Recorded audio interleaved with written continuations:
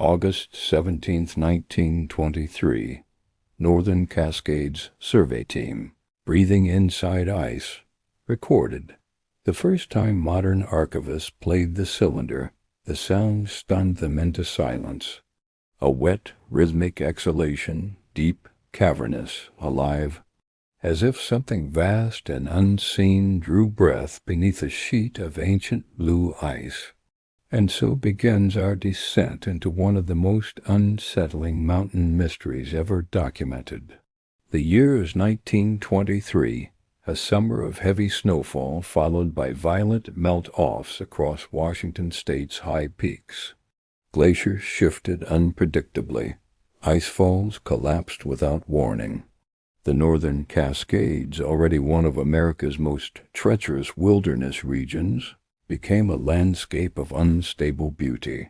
Shimmering blue crevasses, knife-edged ridgelines, and unseen chambers beneath feet of ice. Mountaineers called it a living range that year. Locals called it a waking one. The U.S. Geological Survey, determined to update outdated maps, sent a small team of 4 experienced climbers and researchers to document the behavior of the Harding Glacier and the valley it swallowed at winter's end. What they found was not geological, and it was not asleep. The base camp sat on the eastern side of the glacier, just beyond a steep moraine ridge where meltwater trickled through black volcanic gravel. The tent's canvas stretched taut over ash wood frames flapped sharply in the Katabatic, winds that rolled down from the ice fields each evening. To the west loomed a wall of fractured glacier face, towering columns of cerulean ice, streaked with white mineral faults and hollow pockets that echoed like distant breathing when the wind passed through them. At night, the temperature dropped fast enough to stiffen ropes and crack water pails. By lantern light, the men ate quietly, listening to the glacier shift and groan like an old beast turning uneasily in its sleep. They were seasoned mountaineers, experienced, calm under pressure, but none of them had ever camped beside ice that seemed watchful. 1. Dr. Edwin Harrow, lead surveyor, 47 years old, thin, sharp-eyed, with a mind tuned to pattern and anomaly. A veteran of previous Cascades expeditions, Edwin was respected for his discipline and admired for his ability to interpret the land like a language. He believed mountains told stories, but he also believed stories had rules. What happened on this expedition broke them. 2. Andrew Kipp, mountaineer, rope specialist, a strong and steady climber in his 30s. Andrew carried the physical confidence of a man who trusted his instincts over instruments.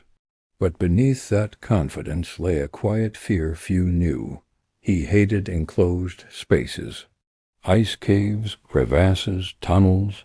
He avoided them whenever possible, and yet this journey forced him into the heart of the glacier. 3. Clara Weiss, photographer and cylinder recorder, 28, ambitious, precise. Clara had joined many USGS teams as a technical assistant, but this was her first major high alpine assignment. She carried 2 cameras, spare film, and a portable wax cylinder phonograph, the device that would eventually capture the impossible. Her sensitivity to sound would become both her gift and her undoing. 4. Levi Maddox, cook, cartographer's assistant, a kind-faced man in his 50s with a past he rarely discussed. Some called him superstitious. He refused to whistle near glaciers, claiming it woke old things in the ice. The others teased him gently about it. But in the end, Levi was right to be afraid. The glacier dominated everything: sound, light, temperature, movement. During daylight, the ice glowed from within, a turquoise illumination that made shadows appear deeper and colder. Meltwater dripped steadily into cracks, forming a steady, unnerving rhythm. At night, the glacier changed. Its groans stretched into long, low moans. Its internal fractures expanded like something shifting under a blanket. And sometimes, just before dawn, the sound of air moving through ice drifted across the camp. Not wind, not meltwater. Breathing. Slow. Heavy. Rhythmic. Clara was the first to notice it. Andrew was the first to deny it. Levi was the first to fear it. And Dr. Harrow was the first to try to explain it. On their third evening, as the team gathered around the cook fire, Clara froze mid-sentence, eyes flicking toward the glacier wall. "Did you hear that?" she whispered. The men listened. At first only the crackling of fire and the distant hiss of meltwater filled the air. But after several seconds, soft, deliberate, came the unmistakable sound. A long inhale. A pause. A slow exhale. The glacier seemed to expand with the inhale, rising microscopically like a living chest, then relax with the exhale. "It's thermal expansion," Harrow said quickly, though his voice wavered. "Air warming and cooling inside the cavities." But Clara shook her head. "No, expansion pops, cracks, groans. This was—" "Smooth, breath is smooth," Levi murmured. "The old stories say glaciers trap more than just air." Andrew stood. "Enough. It's just the ice shifting. Don't start with ghost tales." But none of them slept easily that night. The breathing grew louder, and it did not stop when the wind did. On the sixth day, a new feature appeared along the side of the glacier, a vertical fissure that had not existed the day before. The walls were smooth, not jagged, as if something within the ice had pressed outward. The crevasse mouth stood wide enough for a person to enter. Harrow recorded the coordinates. Clara photographed the opening. Andrew refused to go near it. Levi simply crossed himself. That afternoon, the glacier moaned again, deeper than before, almost resonant. The new fissure vibrated faintly, like a throat preparing to speak. Clara pressed her ear against the ice. What she heard made her pull back instantly. There was movement inside, slow, dragging, wet, as if something was shifting position deep within the frozen blue chambers. "We should leave," she whispered. But Harrow, fascinated rather than frightened, replied, "We are here to study the glacier. We will study it." The mountain wind exhaled a cold breath across their boots. On the seventh morning, Clara set up her wax cylinder recorder near the new fissure, determined to capture the glacier's internal acoustics for environmental comparison. She turned the crank, the needle lowered, and the glacier breathed. It echoed through the horn, impossibly loud, impossibly alive. A deep inhalation that seemed to stretch the ice around them. A long, rattling exhale that vibrated the cylinder case. "This isn't geological," Clara said, voice trembling. Inside the fissure, something rumbled. Andrew grabbed her arm. "We don't go near that cave. Harrow, say it. Say we're not going inside that thing." But Dr. Harrow's eyes were fixed on the glacier wall. Not in fear, in realization. "This breathing isn't the ice expanding," he whispered. "It's originating from a single point." He took a shaky breath. "A central chamber." Levi stared at him. "You're telling us something is alive in there?" Harrow did not answer. The cylinder crackled, then captured something else, something faint, unfamiliar. A second breath, higher, closer, as if whatever was deep within the glacier had moved toward them. The mountain wind went still, Snow dusted from the fissure opening in a thin, deliberate curtain. The glacier inhaled again, louder now, unmistakably sentient. The sound captured on Clara Weiss's S-wax cylinder should have been nothing more than a curiosity, a geological riddle to be solved with charts and measurements. But the human mind is not built to interpret breathing where no life should exist. Over the next days, unease seeped into the camp like meltwater into porous stone. What began as odd acoustics soon grew into a pattern of warnings, each one subtle, each one deniable, yet impossible to ignore. The glacier was no longer simply present, it was aware. On the morning of August 19th, Andrew rose before the others, hoping to get ahead of the day's climbing tasks. The early sun glowed amber against the glacier, throwing long shadows that stretched unnaturally across the ice. But then he froze. Just beyond the tent line, on a gently sloping patch of hardened snow, lay a set of footprints, not clawed, not wide enough for bear or goat, human, bare, five-toed, deeply pressed.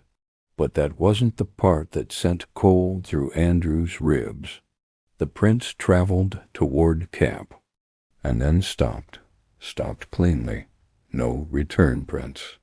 No sideways drift, no signs of sliding or melting. Just a line of bare human steps ending abruptly at the edge of camp, as if the figure had simply ceased existing, or had sunk straight down into the ice. Andrew called the others immediately. Harrow tried to rationalize. Melt pockets can distort animal tracks. There's no need to assume. These aren't distorted, Andrew interrupted. They're perfect. And they weren't here last night. Clara photographed them quietly. Levi wouldn't look directly at the prints. He stood with his back to them, muttering mountain prayers under his breath. Then, just as the morning wind shifted, the glacier exhaled. A deep, rumbling breath that seemed to answer the sight of the prints. Clara dropped her camera, startled. Harrow stared at the fissure as though he expected someone, or something, to step out. No one approached. But the silence that followed was more suffocating than fear. Later that day, while Harrow updated his notes, Clara pulled Levi aside. "You mentioned old stories," she said quietly. "What kind? From where?" Levi hesitated. "My grandmother was Skagit," he said finally. "Not full-blooded, but she knew the mountains, knew the ice." Clara waited. Levi looked to the glacier before he spoke again. "She told me there are things older than stone caught in the deep ice, not trapped, sleeping, things the mountains swallowed before our people walked these valleys." He glanced at the fissure. "She said the ice keeps breath alive when the world forgets it." Clara frowned. "Breath? A voice," Levi whispered. "A thing that must breathe to remember itself?" Clara's skin prickled. "What kind of creature breathes inside a glacier?" Levi shook his head. "They never gave it a name. They feared naming it because names wake things." When he walked away, Clara stood alone, staring at the glacier's pale blue wall. The ice glowed faintly, pulsating, almost. She couldn't shake the feeling that Levi hadn't told her everything. That evening, Clara replayed the wax cylinder recording at the fire's edge, wanting to analyze the strange second breath they'd captured. Harrow and Andrew listened with her. The glacier's inhalation filled the camp, deep and resonant. Then came the softer breath they didn't recognize. Higher pitch, closer proximity, a shorter inhale, followed by a faint tapping sound, almost like fingertips on wood. Andrew's eyebrows nodded. "That tapping. None of us touched the recorder. Clara rewound the cylinder. Listened again. The tapping repeated precisely 3 seconds after the second breath. Tap, tap. But on the fourth replay, and Clara would swear by this later, the tapping had changed places. It was no longer coming from the cylinder horn. It was coming from inside the fissure. Harrow stood, alarmed. That's impossible. Tap, tap. The glacier answered the recorder, as though repeating itself or learning itself. Andrew smashed the cylinder shut. Turn it off. We're not playing that thing again. But Clara wasn't looking at the machine. She was staring at the crevasse mouth. The ice there had shifted, a subtle ripple, like muscle tension beneath the translucent skin. The next day, while remapping the surrounding area, Clara discovered something half buried in meltwater runoff near the glacier's edge, a leather-bound notebook swollen with moisture. Inside the cover, the name was barely legible. P. Moran Survey Team, 1898. A mountaineer. A surveyor. A man unaccounted for in official records. Most of the pages were illegible, water-blurred. Some had been torn out. But one passage, protected by pressed wildflower pages, remained intact. The glacier breathes when watched. It listens when spoken to. Do not stay after dark. The ice remembers your voice and returns it. Clara read the passage aloud. Andrew took the journal from her hands, flipping frantically through remaining fragments.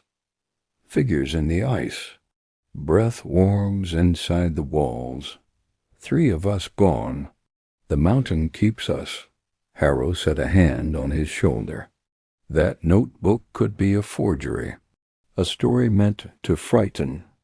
Harrow, Andrew said, voice cracking. There are footprints right outside our camp. No one spoke after that. The glacier groaned again, long, low, and perfectly timed, as if acknowledging being discussed. On August 22nd, the camp woke to find several items missing. 2 ice axes, a coil of hemp rope, 1 canvas tent flap, Clara's spare recorder horn, and Andrew's climbing goggles, taken from inside the tent. But the thefts made no sense. No tracks in the snow, no drag marks, no signs of animals. Harrow tried to calm the team. Windstorms scatter gear. We've seen it before. But windstorms don't open tents. Windstorms don't take only personal items. Windstorms don't make clean interruptions in untouched snow. Then Andrew noticed something chilling. On the glacier's smooth face, just to the right of the fissure, someone had pressed a handprint. 5 human fingers, spread wide. But the palm was wrong, too narrow, too long, as if molded by something that understood the idea of a hand but not the reality.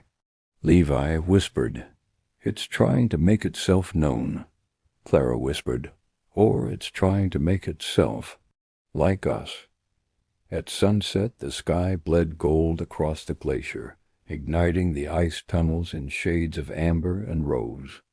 The team stood silently, watching the fissure glow from within. And then Clara gasped. A shadow moved inside the glacier. Not fast, not human, but deliberate. It shifted from one chamber to another, like something navigating familiar pathways through the ice. The shadow passed behind a thick blue wall and paused, as if sensing them. Then it pressed closer. The outline sharpened. A shape with no clear form, yet unmistakably alive. Clara took a step backward. Andrew grabbed her arm. Levi dropped his lantern. The shadow leaned toward the wall, and the glacier exhaled directly toward them, warm for the first time, fogging the ice between the creature and the humans. Warm breath. from something buried under 40 feet of frozen time. Harrow, trembling now, whispered, "That was deliberate." That night, as the team huddled in the tent, the glacier began imitating sound. A cough from Levi echoed moments later inside the fissure. A zipper tug, repeated as a faint scraping within the ice. Clara's whispered, "Please stop," answered softly by her own voice from the crevasse. But it wasn't a perfect copy. It was. Learning, trying, practicing. Dr. Harrow, shaken beyond science, finally whispered, "This isn't an environmental phenomenon. This is interaction." Outside, the glacier gave one final, deep inhale. Then, from far inside the chambers, came the unmistakable sound of knuckles brushing ice, as if something was moving closer, drawn by curiosity, or hunger, or recognition. The camp lantern flickered. Something inside the glacier shifted again. The mountain was no longer breathing beneath them. It was breathing for them, matching them, synchronizing with them. Expeditions fail for many reasons: storms, falls, hunger, miscalculation. But the 1923 Harding Glacier incident did not begin with misjudgment or mistake. It began with a single decision. On August 23rd at dawn, Dr. Edwin Harrow stepped inside the fissure, and the glacier responded. The night before had been unbearable, filled with mimicry, echoing breath, and the sense that something behind the glacier wall was listening intently, waiting for the perfect moment to imitate its observers. Harrow had hardly slept. None of them had. But Harrow's mind had shifted into scientific desperation. He believed that the only way to understand what was happening was to gather direct evidence from inside the glacier's newly opened corridor. Andrew argued violently against it. "You go in there, you die in there," he said. "We all know it." Clara looked torn, eyes red with fear and fascination. "We need proof," she whispered. "But not at the cost of our lives." Levi simply stared at the ice, lips pale. "It'll hear you," he murmured. "It knows you want to enter." But Harrow had already made his decision. By mid-morning, he had rigged ropes around his waist, lit a carbide lantern, and stepped toward the fissure mouth. The glacier inhaled slowly as he approached, and inside the blue-lit depths, something shifted, not away from him, but toward. The moment Harrow passed beyond the outer wall, the lantern's glow changed. It didn't dim. It didn't flicker. It bent. The light curved strangely along the interior ice, as if the glacier were swallowing illumination the way a lung takes in air. The walls were impossibly smooth, sculpted not by meltwater, but by pressure from inside. Clara called after him, her voice trembling, "Dr. Harrow, stay within sight." "I'm only 10 feet in," he answered. His voice echoed back, distorted, stretched thin. Andrew tightened the rope. "We pull him out at the first sign of trouble," but trouble came before they could act. Harrow took 3 more steps into the glacier. The rope went slack. Not cut, not broken, slack, as though nothing on the other end weighed anything at all. "Edwin?" Clara called. No answer. "Pull him back," Andrew barked. They hauled the rope outward, but instead of Harrow, a strange resistance dragged against them. Not weight, not struggle. Something was gently tugging back, synchronizing with their rhythm, pulling when they pulled, as though mimicking the act. Andrew swore and pulled harder. The rope slid freely, coils returning empty. Harrow was gone. Clara screamed. Levi staggered backward, crossing himself repeatedly. Andrew stormed forward, ready to charge straight into the fissure, but Clara grabbed his arm. "Listen," she whispered. The glacier had gone silent, too silent. Then, from deep within the ice, came a sound none of them would ever unhear, a human breath, labored, slow, unsteady. But it wasn't Harrow's breath. The cadence was wrong, the pace uneven. The inhale came too fast for a man. The exhale was too long. It was breathing, like someone trying to imitate breath. Andrew whispered, "That's not him." Levi shook his head violently. "It's learning him. It's trying his lungs on for size." Then the breath changed. It became smoother, longer, human. Harrow's breathing, or something that remembered the sound of Harrow breathing. Clara dropped to her knees, horrified. "It's practicing him." The glacier wall beside the fissure rippled suddenly, a shift of shadow inside the blue layers. Clara stumbled backward as the ice pulsed, like muscle beneath frozen skin. Andrew pulled her behind him. A figure, indistinct, elongated, half-dissolved in refracted light, drifted into view behind the ice wall. Its outline suggested limbs, but they were wrong. Too long, too fluid, too flexible.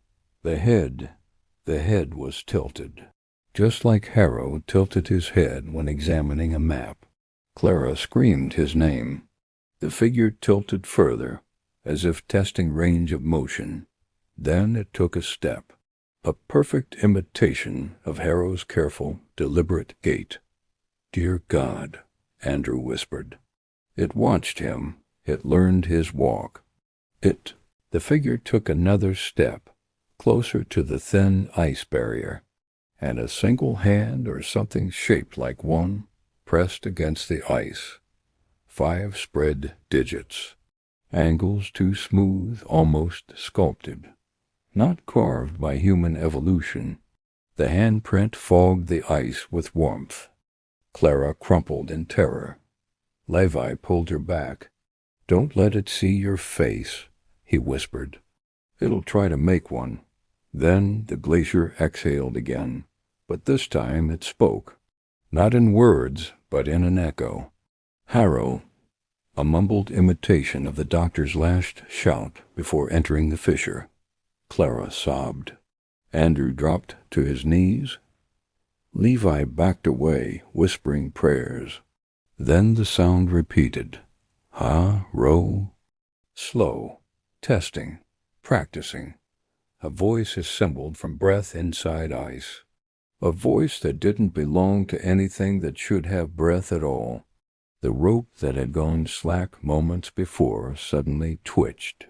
Once, twice, then began to slither forward across the ice, drawn by something from inside the fissure. As though Harrow were returning, Andrew grabbed Clara. "Get back!" The rope coiled toward them like a serpent, pulled by invisible hands. Then it stopped abruptly. A moment of silence followed.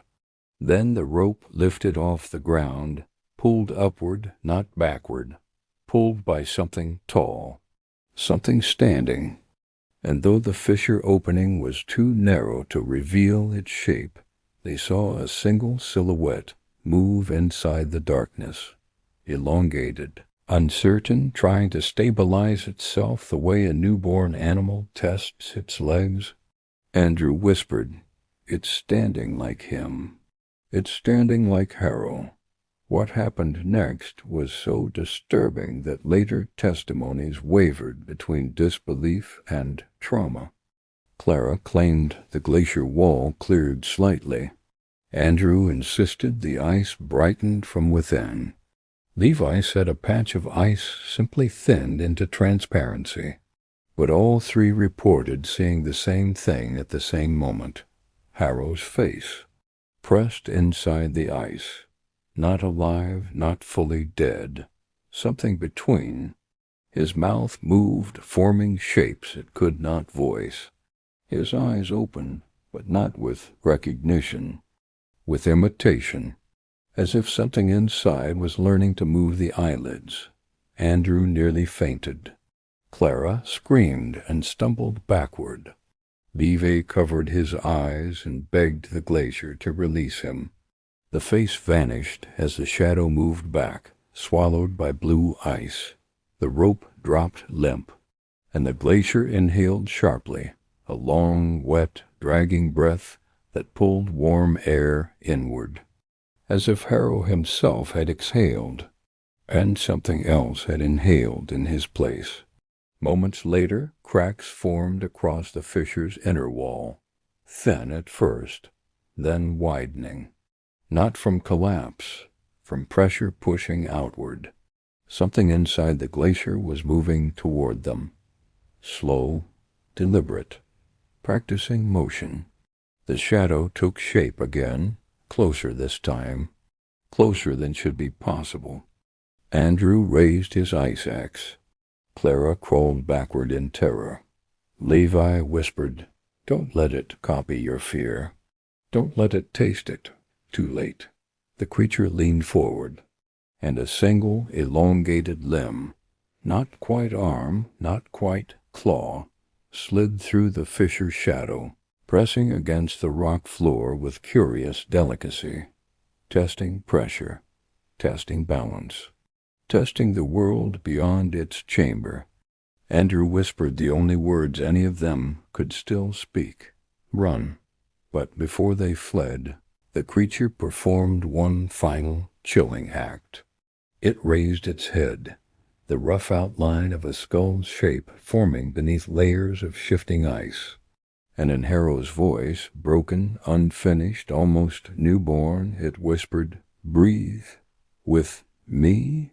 The glacier exhaled. The lantern went out. The fissure glowed red from within. Then everything went dark.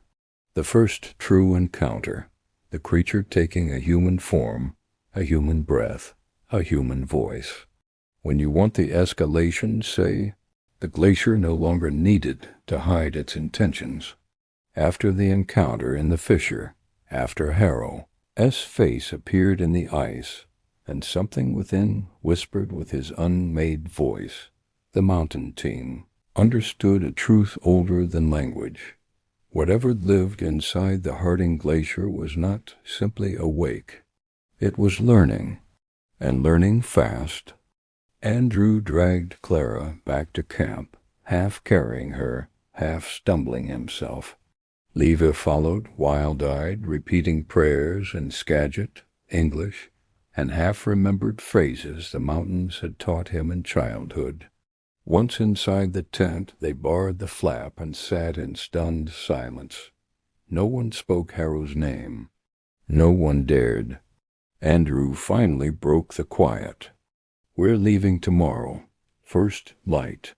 No argument. Clara nodded, tears frozen on her cheeks, but Levi shook his head. "It won't let us go," he whispered. "Not now. It knows us. It tasted our breath. It felt our fear. It'll follow whichever direction we walk." Andrew glared at him. "Don't talk like that." But a small part of him believed Levi completely. He had seen Harrow's face in the ice. He had watched something shape itself around that face. He had watched imitation become intention. The glacier, once sluggish and predictable, now changed its rhythm. It inhaled more frequently, 5 or 6 long breaths per hour, like a beast adjusting itself after an awakening. Each inhalation pulled air toward the fissure opening, creating a low suction Andrew could feel in his lungs. Each exhalation warmed the surrounding snow, causing rivulets of meltwater to form in unnatural places. And every now and then, deep inside the chambers, a sound echoed outward, a wet, dragging movement, a shift of mass, a slow scraping against ice walls. Clara refused to sleep. Every time she closed her eyes, she heard Harrow's unfinished breath echoing from inside the glacier. Andrew paced the camp like a trapped animal. He sharpened his ice axe repeatedly, the metal scraping filling the cold air. Levi wrote something in the snow with a gloved finger, a symbol Clara didn't recognize. "What is that?" she whispered.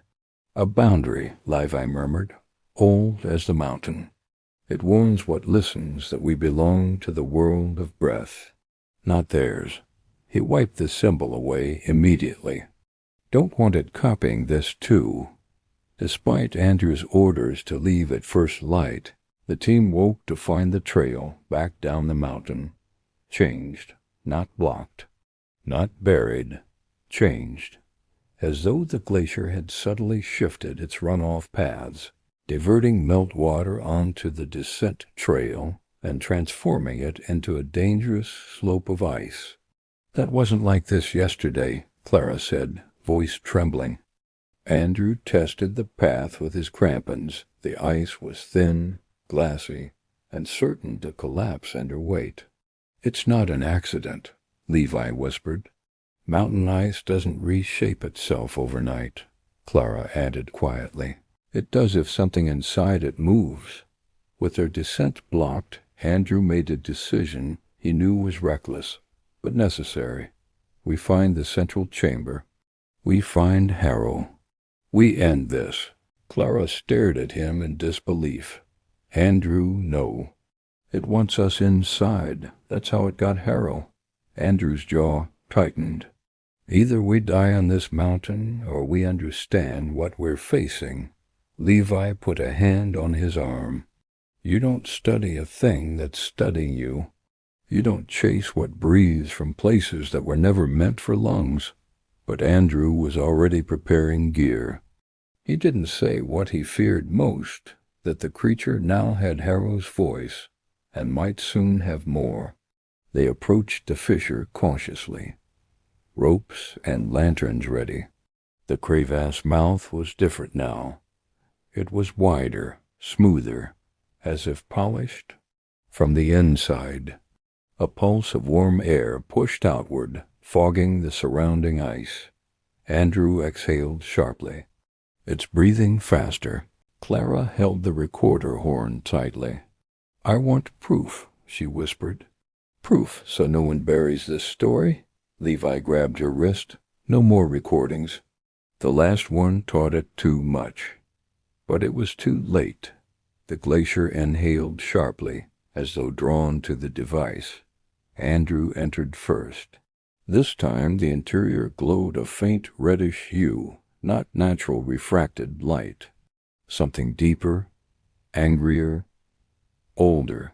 The air was humid, and beneath their boots the ice felt hollow. Levi shivered violently. "It's making space for itself. Clearing chambers." Clara whispered, "Listen." Deep inside, a wet, steady sound echoed. Not breath. Footsteps. Long strides. Uneven rhythm. Learning. The three of them froze as the sound grew louder. Something inside the glacier was moving toward them. They retreated as quietly as possible, boots crunching soft fragments of ice. But the glacier responded. A low groan rippled outward, a resonance of shifting chambers adjusting to new movement. Then, from deeper inside, a sound emerged. Andrew spoken like a child forming its first word. Clara's mouth fell open. It wasn't Harrow's voice now. It wasn't an imitation. It was Andrew's own voice. A perfect mirror, but spoken with uncertain breath. Andrew whispered, horrified, "It knows my name." Levi hissed, "That's why we don't speak near the ice. It listens. It remembers. It imitates." But the voice spoke again. Andrei, drawn out, practicing, shaping itself around the syllables. Andrew gripped his axe so tightly his knuckles turned white. Clara trembled. "It's learning us faster than it learned Harrow." The glacier inhaled violently, pulling cold air so sharply the fissure walls flexed inward. Levi shouted, "Out!" Now. They sprinted for the exit. Behind them a shadow moved through the ice, fast, fluid, tall, no longer mimicking Harrow, now mimicking Andrew. That night, none of them slept. The wind died completely, replaced by the deep, rhythmic pulse of the glacier's breathing. Then came footsteps, not cautious, not hidden. Footsteps circling their tents, crunching snow, dragging rope. Clara whispered, "It got outside." How did it get outside? Levi held the lantern close. Don't go out. Don't look at it. Don't let it see how you stand. But Andrew could not stay inside. He crawled to the flap and pressed his ear against the canvas. The footsteps stopped, right outside. Then a soft tap. On the tent pole. Tap, tap. The same rhythm Andrew used when signaling rope checks during climbs. He staggered backward. "It's doing my signals." Clara covered her mouth to stifle a sob. Levi closed his eyes. "It's preparing. It's rehearsing." Then a voice spoke just outside the tent. "Andrei, you come with me." Perfect imitation. Same tone, same breath, but the words were spaced wrong, as if the creature didn't fully understand meaning yet. Andrew broke. He grabbed his axe and lunged for the tent flap. "Don't." Clara screamed, but he was already outside. Clara and Levi rushed after him. The lantern light flickered, and in the swirling frost outside, they saw Andrew standing still, axe lowered, staring at something at the edge of camp. A tall shape, human-shaped, but wrong. Limbs slightly too long, posture slightly too curious. Its head was tilted, just like Andrew had tilted his head dozens of times while studying the glacier map. The creature imitated that tilt now, perfectly. Then it inhaled, and the frost around Andrew's body drifted toward the creature's chest. Levi screamed, "Don't let Ita take your breath." But it was too late. Andrew's breath fog flowed forward, and the creature exhaled it back in Andrew's own voice. "Breathe." With me, the lantern blew out. The glacier groaned. Something moved impossibly fast through the darkness, and Andrew was gone. The moment Andrew vanished into the dark, the glacier changed. The wind disappeared entirely. The stars dulled behind a low curtain of cloud, and the hardening glacier exhaled with a force that shook the snow under their feet. Levi grabbed Clara and pulled her back toward the tent, but the lantern's flame guttered, shrinking to a thin, trembling thread. Something massive had stirred within the ice. Something awake, something aware, something watching them with its newly learned breath. Clara clung to Levi's arm, searching the darkness where Andrew had been standing only moments before. The snow there was disturbed, dragged marks, boot prints, and something else, a long, smooth impression in the frost. Not a stride, not a fall, a glide, as if something had moved across the snow without walking. Levi swore under his breath. "It's out," he whispered. "God help us. It's out of the glacier now." Clara shook her head violently. No, the ice didn't break. We would have heard it, we would have seen." But Levi pointed at the mountain's shadowed face. The fissure glowed faintly from within. A pulse, a heartbeat. And when the ice inhaled again, Clara felt her lungs tighten, as though the glacier were drawing air directly from her chest. Levi grabbed her by the shoulders. "We have to move." They didn't pack supplies. They didn't gather ropes. They didn't think. Survival stripped thought into instinct. Clara and Levi moved toward the ridge path. the only possible escape route left to them. But the moment they reached the edge of camp, footsteps echoed behind them. Slow, careful, practicing. Clara froze. Levi raised the lantern. The snow beyond the tents shimmered faintly, frost shifting, gathering, swirling.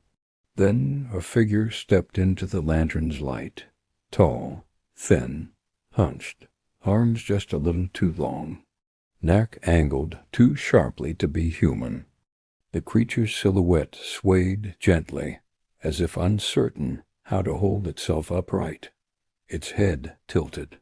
Clara's breath caught because she recognized that gesture. It was Andrew's head tilt, perfectly mirrored.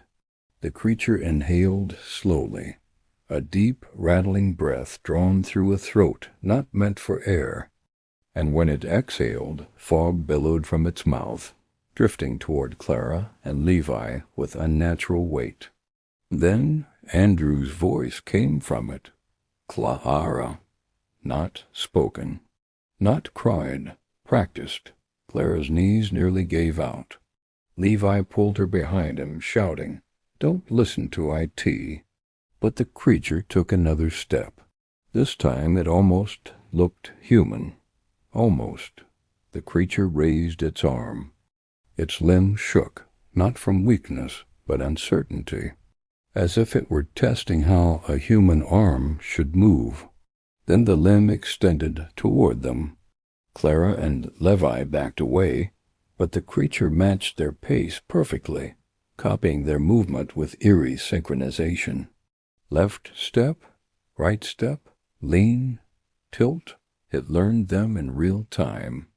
Levi whispered, "We can't outrun something learning our footsteps while we make them." The creature inhaled again, faster this time, as though excitement sharpened its breath. Then, from inside the glacier came another voice, Andrew's voice, but frightened, begging, pleading. "Clara, Clara, help, no, don't." Clara slapped her hands over her ears. "That's not him, that's not him." The creature's head twitched sharply, as if listening to the sound of Andrew's name. Then it leaned closer, studying Clara's terrified posture, and mimicking it. Exactly. Suddenly, the fissure behind them erupted with a thunderous groan. Ice split inward, not collapsing but opening, as if more chambers were being formed, as if more creatures were waking. The glacier exhaled in a massive, shuddering breath that nearly knocked Clara and Levi off their feet. A chorus of echoes followed. Breaths, footsteps, strained voices. Human cries repeated from deep within the glacier, dozens of them. Clara screamed. Levi pulled her toward the ridge. "Run!" They sprinted across the snow, stumbling in the dark, lantern swinging wildly. Behind them, the creature moved. Not running, not leaping, but learning to chase. At first its strides were awkward, too long, too soft, too slow. Then it adjusted, corrected, perfected. Its footsteps grew faster, closer, more human. The creature inhaled sharply, mimicking Clara's ragged breathing. Clara sobbed. "It's learning my fear." The creature exhaled that fear back at her in her own voice. "I'm scared. I'm scared." She stumbled. Levi dragged her onward, shouting, "Don't let Ita know how you fall." But the creature already understood. It dropped briefly onto all fours, moving with horrifying speed, then rose again, matching Clara's gait exactly. Every flaw, every weakness, every trembling misstep, it learned. The ridge was only a few yards ahead when Clara slipped on a slab of ice. Levi reached for her, too late. She crashed onto her side, lantern flying from her hand. It shattered. Darkness swallowed them. The creature stopped several feet away. The rhythm of its breathing changed, slow, studying, waiting. Levi positioned himself between Clara and the creature, gripping his climbing hammer. "Clara, get up," she tried. Her ankle had twisted badly. The creature tilted its head again. Then it copied Clara's attempt to stand, clumsily, incorrectly, mockingly. Levi shouted into the dark, "Why are you following U.S.?" The creature inhaled, a long, slow, measured breath. Then, "Fool, low us," a broken imitation of Levi's voice. Clara whimpered. Levi stepped forward, trembling but furious. "You don't belong here." The creature's body jerked. Then it repeated Levi's words, fragmented. "Belong here." Levi froze, not in fear, in realization. "It thinks we don't belong." "It thinks it does." The creature stepped closer, closer. Then, impossibly, it mimicked Levi's exact stance. Hammer raised angle for angle. Mirror perfect. Suddenly the glacier behind them roared. Not cracking, not shifting, but calling.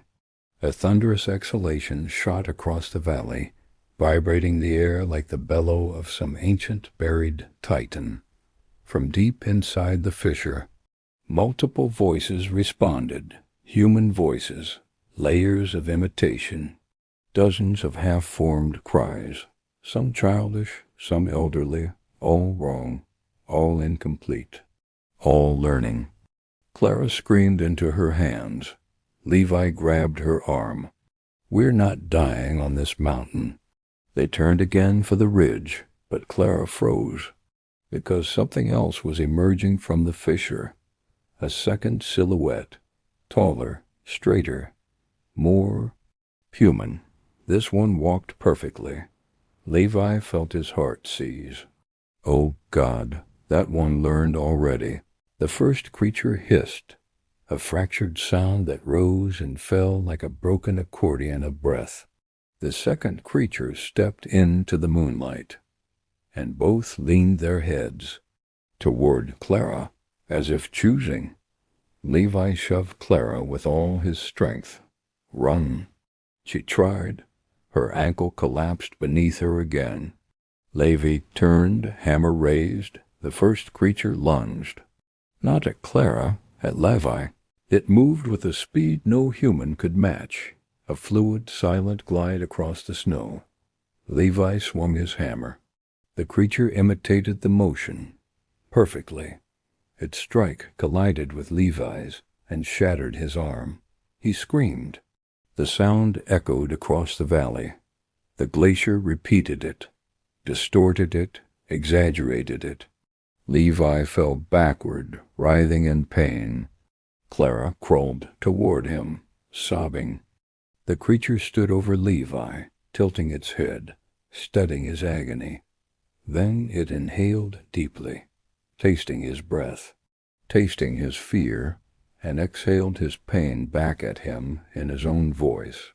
"It hurts, it hurts, Clarence," Clara screamed.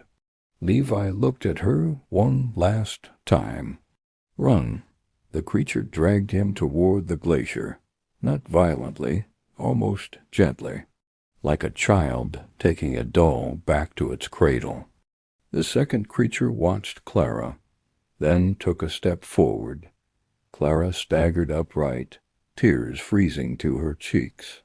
The creature imitated her stance, perfectly, and in Clara's own trembling voice it whispered, "Cut with She turned and fled into the storm.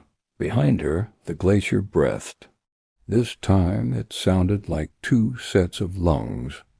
Clara Weiss did not remember how long she ran. Time lost all meaning once Leva's screams faded into the glacier. His breath, once his voice began echoing from inside the ice in a warped, agonized imitation. By the time she realized where she was, she stood alone on a narrow ridge overlooking the Harding Glacier. The wind had returned at last, slicing at her coat, pulling at her hair, as if urging her onward. Below, the glacier glowed faintly, pulsing, breathing, expanding like some ancient organism stirring beneath a thin shell of frozen time. Behind her, the creatures moved. She didn't see them. She didn't need to. The air shifted with each breath they took, and they were breathing with her rhythm now. Clara turned uphill, toward a series of jagged basalt outcrops that formed a crude spine above the glacier. If she could reach the highest point, a rocky shoulder called Breaker's Crest, she might signal for rescue, might gain vantage, might buy seconds. That was all she hoped for now. Seconds. Each step sent fire up her injured ankle, but adrenaline pushed her forward. She clawed at the rocks, dragging herself upward on bruised palms. Behind her, the sound of movement broke across the snow. Not the single-step pattern of one creature, but two. One moved slowly, thoughtfully. The other moved perfectly, matching a human pace without flaw. The glacier inhaled sharply. Clara felt her lungs hitch as if her breath had been stolen. She stumbled to her knees. A voice drifted up the ridge. Clara. Andrew's voice. Only Andrew's voice was gone now, replaced by something smoother, stronger, full-bodied. It had perfected him. Clara forced herself around an outcrop, breath tearing at her throat.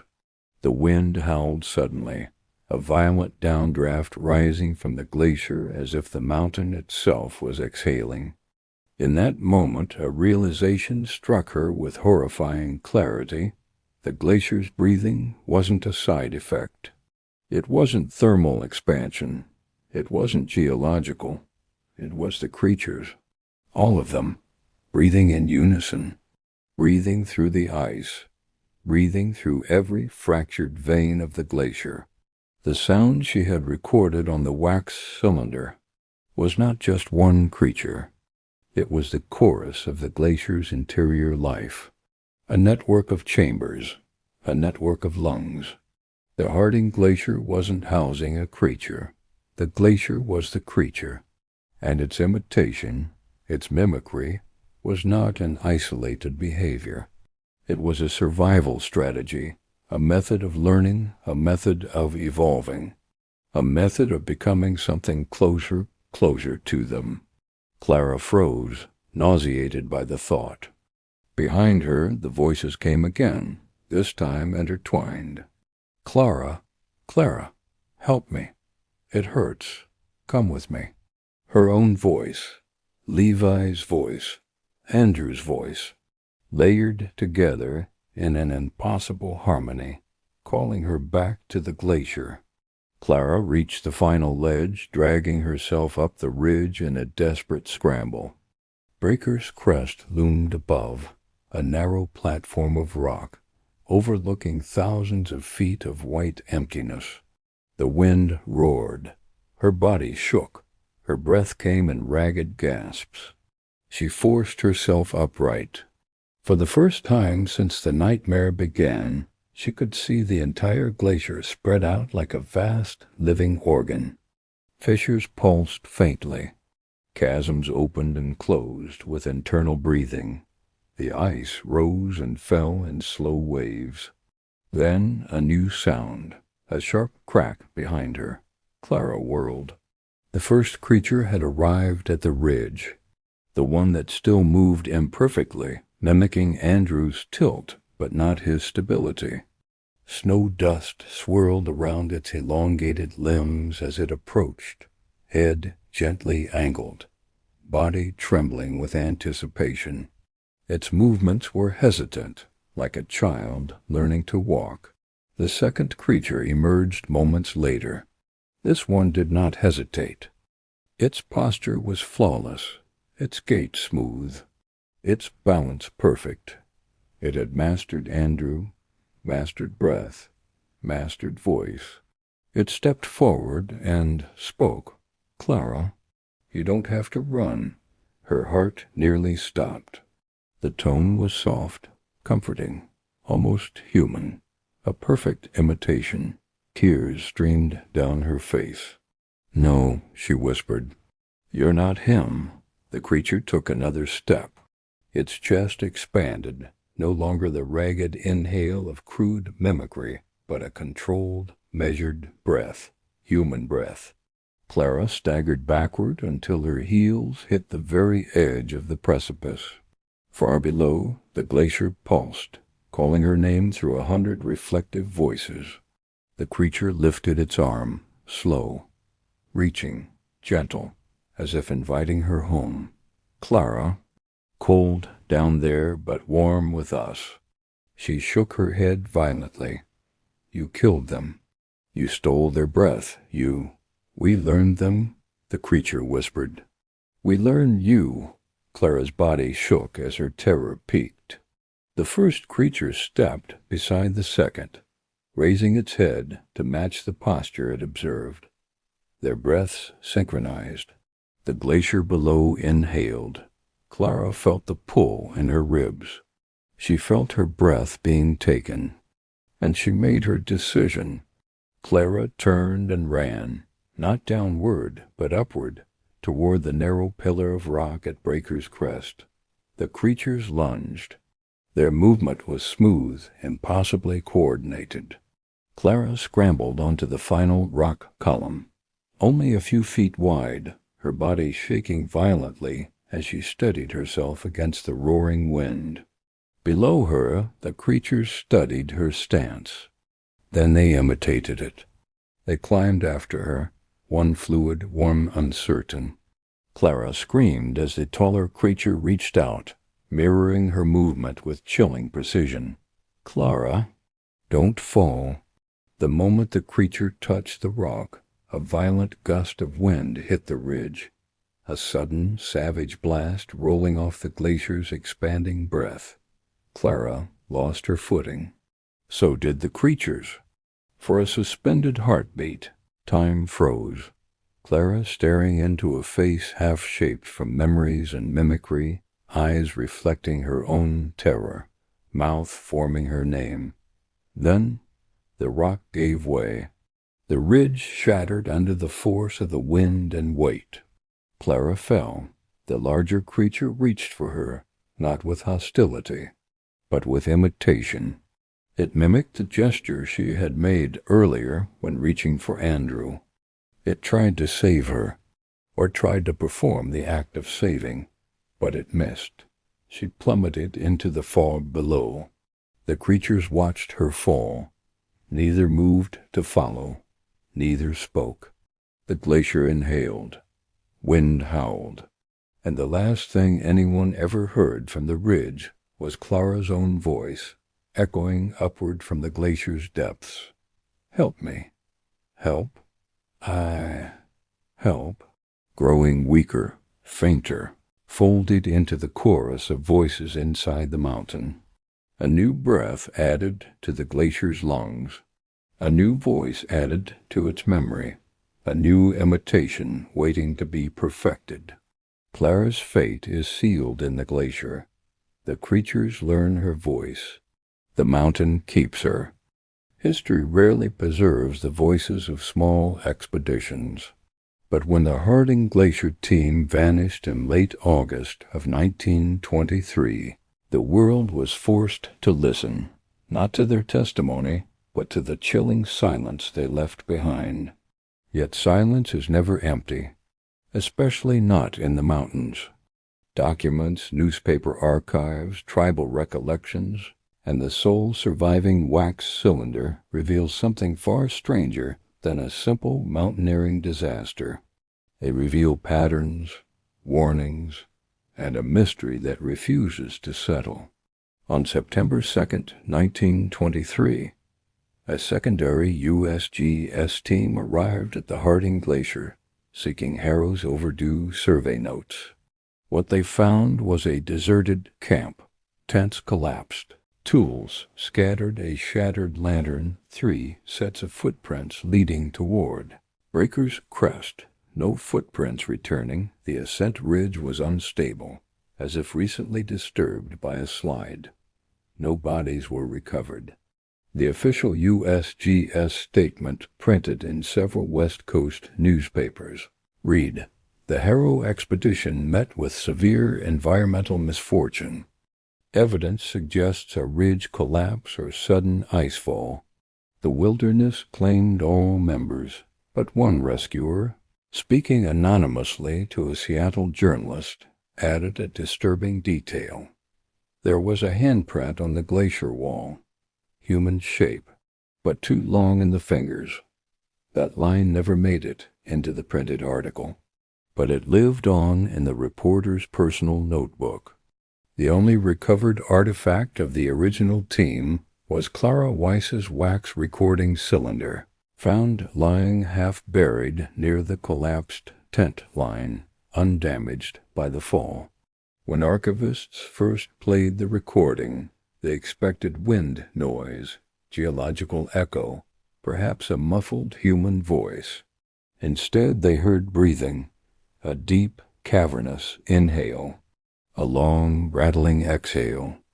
Then, faint but unmistakable, a second breath, higher, human-like, and beneath both, a soft tapping, rhythmic, intentional, as if someone practiced forming sound against ice. Audio specialists, consulted decades later, noted something even stranger. The second breath changed pace halfway through the recording. It grew smoother, more controlled, more human, as though something learned how to breathe during the recording. No geological model explains this.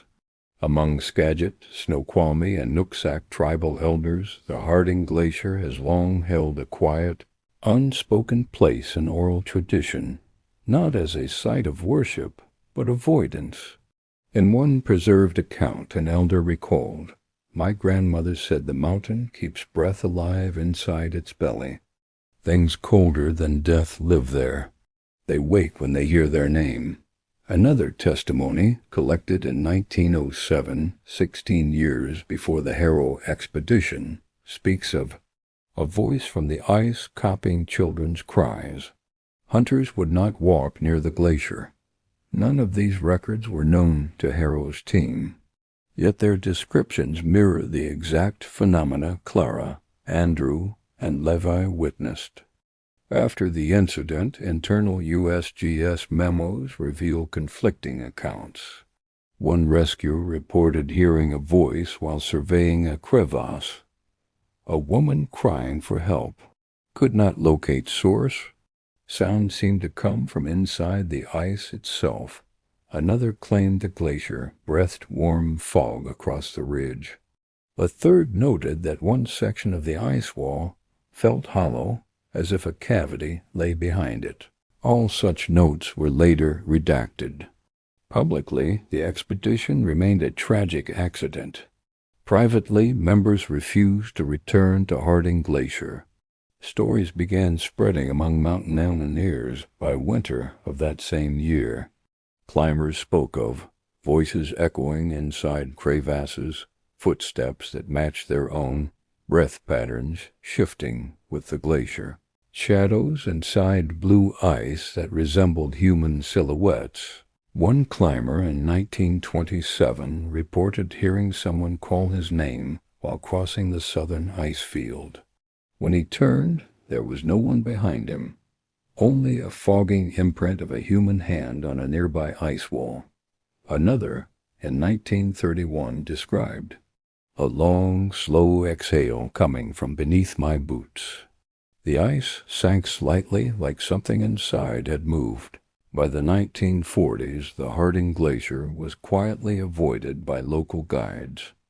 Not forbidden, not closed, just left alone. A place where echoes behaved strangely, where breaths did not always belong to the living. The legend of the glacier that learns over the decades. Folklore across the Pacific Northwest began adopting a chilling term for the Harding Glacier phenomenon. The breath taker, or in some regions, the echo that learns. It was never framed as a monster, rather a memory of the mountain, a thing that absorbed what entered it, a thing that returned it imperfectly until perfection was reached. Folklorists noted three consistent elements. It imitates only what it hears. It moves only when unobserved. It grows more accurate with each voice it steals. In modern mountaineering circles, Harding Glacier is still whispered about, quietly, cautiously. Some hikers claim they have heard breath inside the ice. Some swear they heard someone walking behind them, matching their step for step. And some report hearing a woman's voice drifting from deep within the glacier. Help me. Help. Soft, thin, almost forgotten.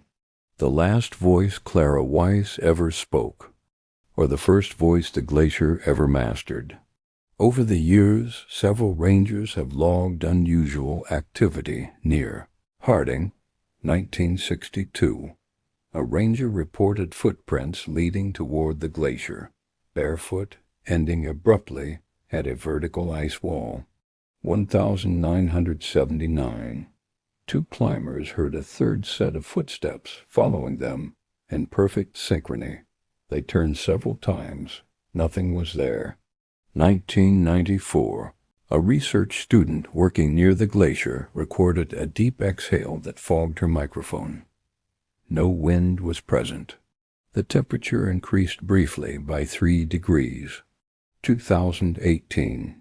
A drone captured thermal patches within the glacier that appeared to pulse, warm signatures, arranged in long, parallel columns resembling lungs.